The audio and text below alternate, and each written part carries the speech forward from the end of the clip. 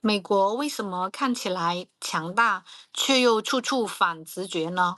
从制度到日常，从规则到运行逻辑，这个国家的真实运行方式，远比您想的更像一个草台班子。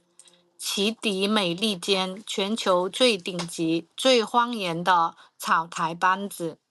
美国从来就没有把英语设定为官方的语言，美国人也没有统一的身份证，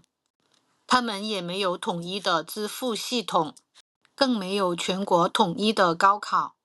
美国也没有高铁，铁路系统更是乱得一塌糊涂。他们有几百家的私营的电力公司，却把持着美国72%的电网。所以他们的 AI 发展才会遇到了电力的瓶颈。另外，在美国是没有国家统一水网这个说法的，他们的用水是高度分散，而且是地方化运营的状态。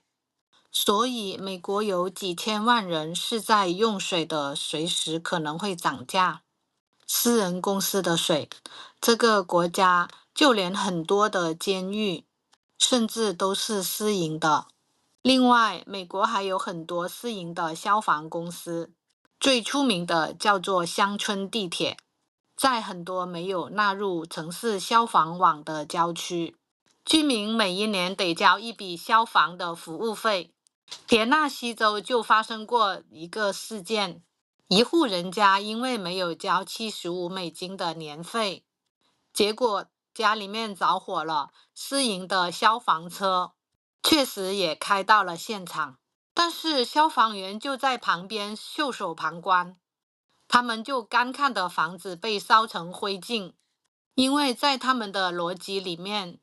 没有交钱就救火的话，这就是对那些付费的客户不公平。今天我们就来看看美国这个全球最大的草台班子有哪些反直觉的诡异画面。首先，美国就从来没有设定过官方的语言，虽然大家都知道英语是美国的通用语言，但是在联邦法律的层面却从来就没有规定过。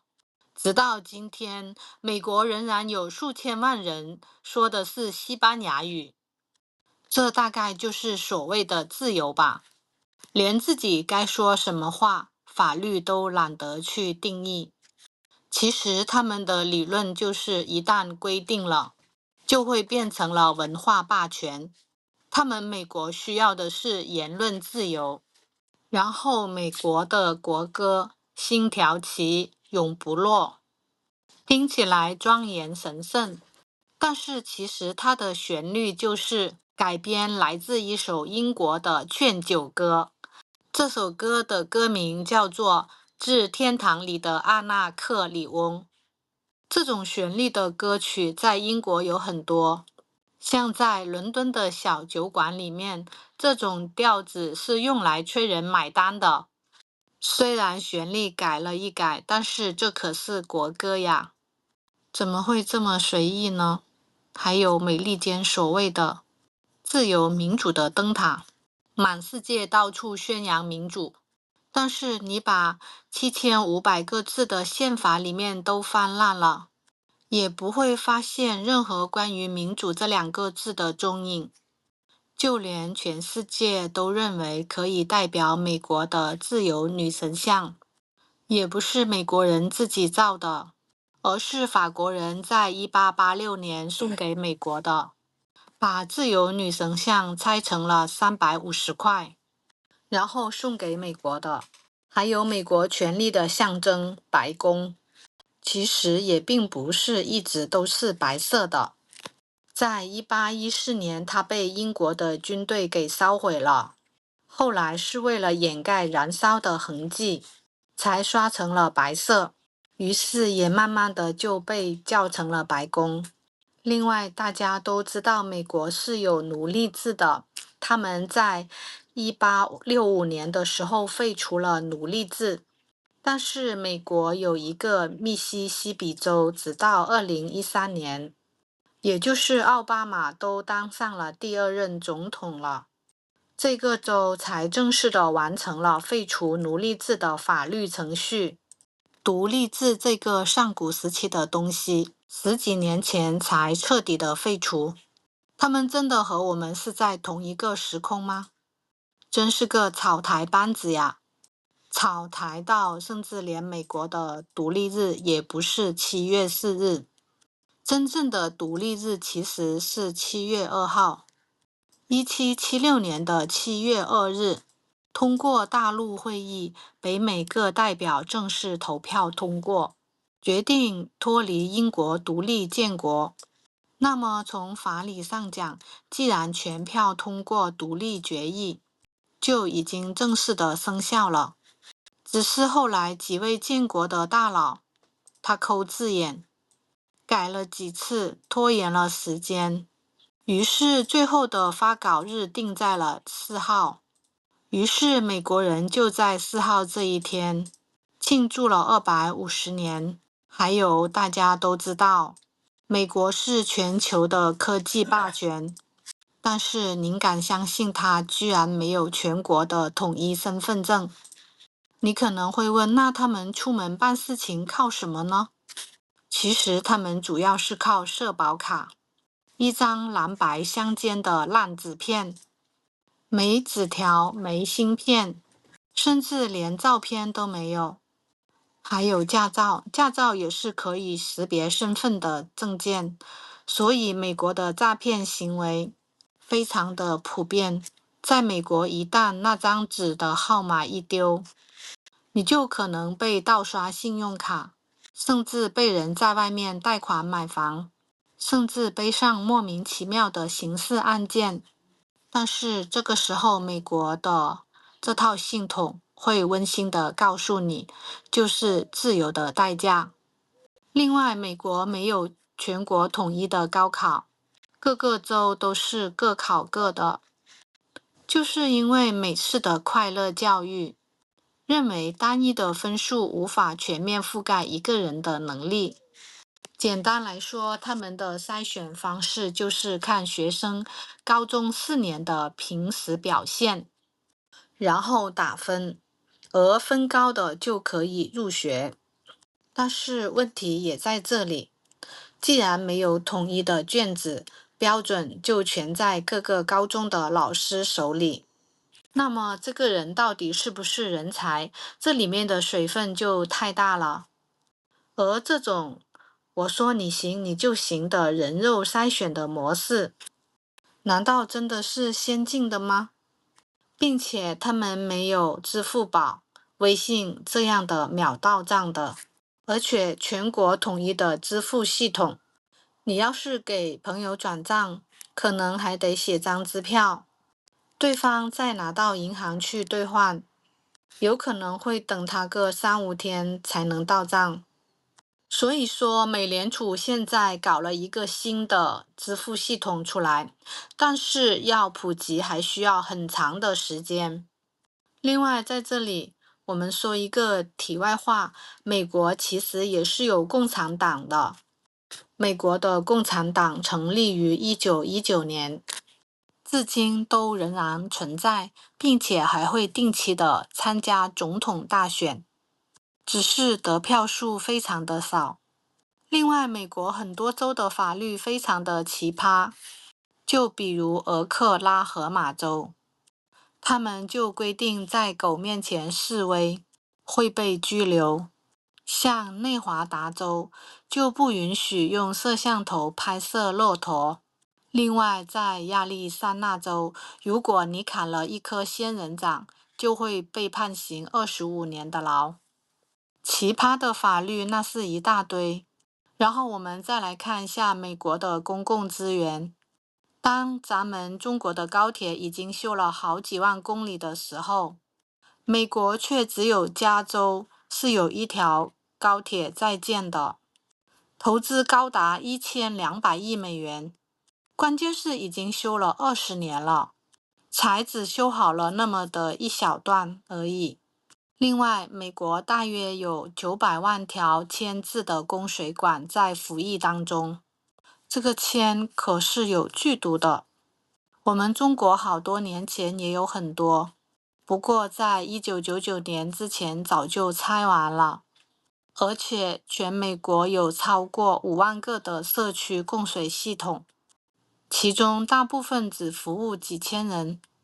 我们先不说这么分散，这么多怎么去管理？关键是在这里面有30%是在使用私人公司的水系统，而私人公司的坏处就是国家不能统筹的管理，收费不统一，而且维护的效率极低，所以老百姓就倒霉了。因为私人公司要的是对股东和股价的负责，同样的一吨水，私人公司平均会比公办的水价贵59%。其实最讽刺的点就是，美国其实搞不出统一的国家水网，不过电网他们还是有统一的。作为世界的第一超级大国，美国很多州的电网水平还停留在上世纪的60、70年代，虽然只有20%是私营的公司，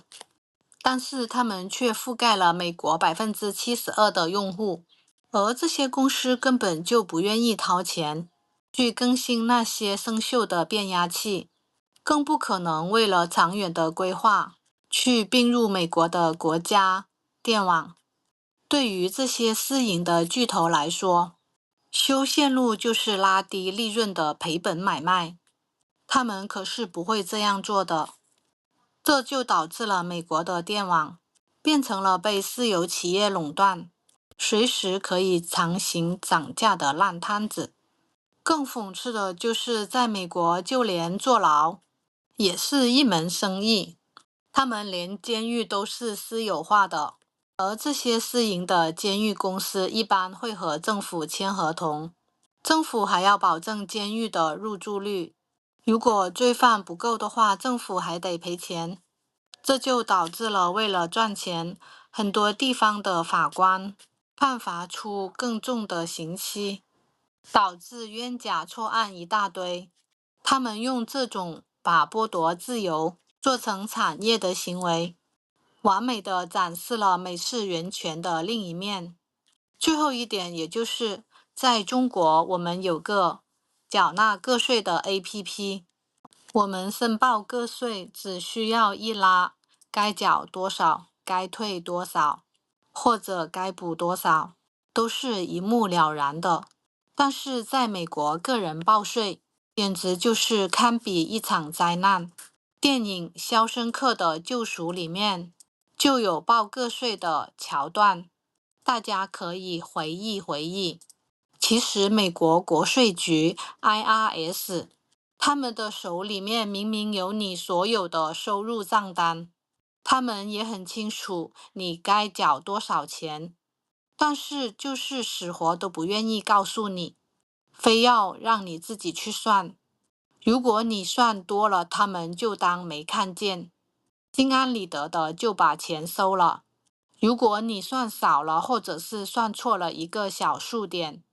，IRS 的执法人员甚至会带着枪上门找你的麻烦，